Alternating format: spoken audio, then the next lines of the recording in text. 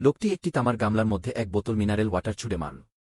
ঠিক পরের সেকেন্ডে কোথা থেকে যেন শত শত বোতল মিনারেল ওয়াটার সেখানে আবির্ভূত হল। লোকটি ভাবল সে ভুল দেখছে। সে গামলাটিতে এক প্যাকেট ইনস্ট্যান্ট নুডলস ছুড়ে দিল। তার চরম বিস্ময়ের কারণ হয়ে চোখের সামনে শত শত প্যাকেট ইনস্ট্যান্ট নুডলস হাজির হল। সেই মুহূর্তে লোকটি বুঝতে পারল যে এই তামার গামলাটি আসলে একটি গুপ্তধন। নিজের মুনাফা সর্বোচ্চ করতে সে তার সমস্ত জমানো টাকা দিয়ে একটি গোল্ড বার কিনল।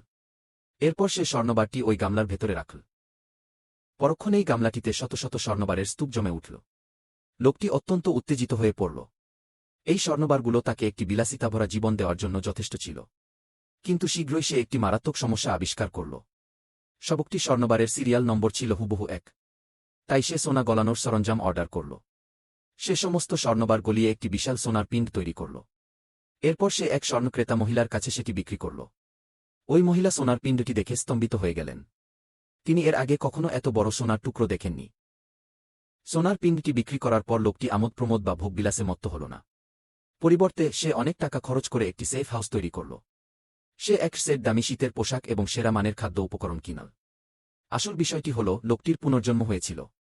তার মনে ছিল যে আর মাত্র কয়েকদিন পরেই একটি ভয়াবহ শৈত্যপ্রবাহ আসতে যাচ্ছে।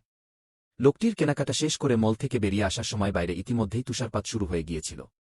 শীঘ্রই সে এই মহাপ্রলয়ের একমাত্র জীবিত মানুষে পরিণত হতে যাচ্ছে।